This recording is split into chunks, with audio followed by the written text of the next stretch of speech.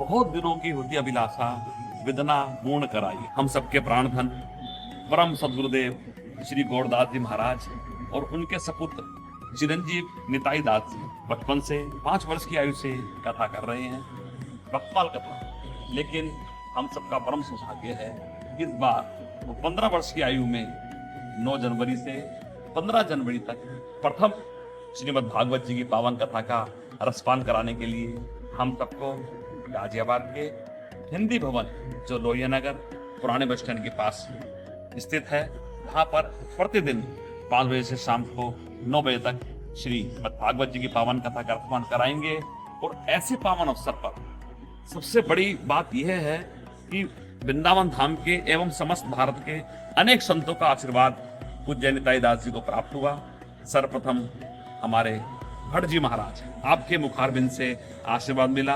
आपने ही मूल पाठ में सीधा वृंदावन में व्यासपीठ बिठाकर मूल पाठ प्रारंभ कराया और उसके पश्चात अग्र मलुक पीठाधीश्वर संत श्री मलुक पीठाधीश्वर राजेंद्र दास जी महाराज जी का आशीर्वाद हमको प्राप्त हुआ। और उसके पश्चात राम कथा के वक्ता आदरणीय श्री मुरारी बापू जी का आशीर्वाद, गीता मनीषी श्री ज्ञानानंद जी का आशीर्वाद, श्री देवकीनंदन ठाकुर एवं सुधांशु जी महाराज, अनेक संतों का आशीर्वाद बालक को प्राप्त हुआ। हृदय परम आनंद में है। कथा का पूरा स्वरूप इस प्रकार है। 9 जनवरी को दिन में 1 बजे हिंदी भवन में सब वैष्णव एकत्र होकर पहले कीर्तन करेंगे। उसके पश्चात 2 बजे सभी के लिए प्रसाद की व्यवस्था रखी गई है। और उसके पश्चात 3 बजे दिव्य कलश यात्रा, तो हम कलश यात्रा में सम्मिलित होंगे 3 बजे।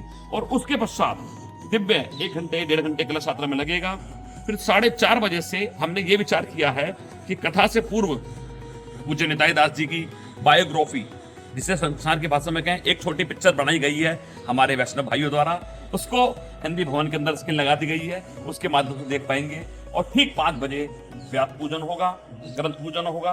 और इस कथा में विलक्षणता ये है, जैसे सुखदेव जी ने परीक्षित जी को कथा सुनाई, उस कथा में जैसे शुभ ताल में कथा हुई वट वृक्ष के नीचे, तो हिंदी भवन में भी एक वट वृक्ष विराजमान रहेगा, उसी के नीचे व्यासपीठ रहेगी, उसी पे पूज्य छोटे महाराज जी विराजमान होंगे।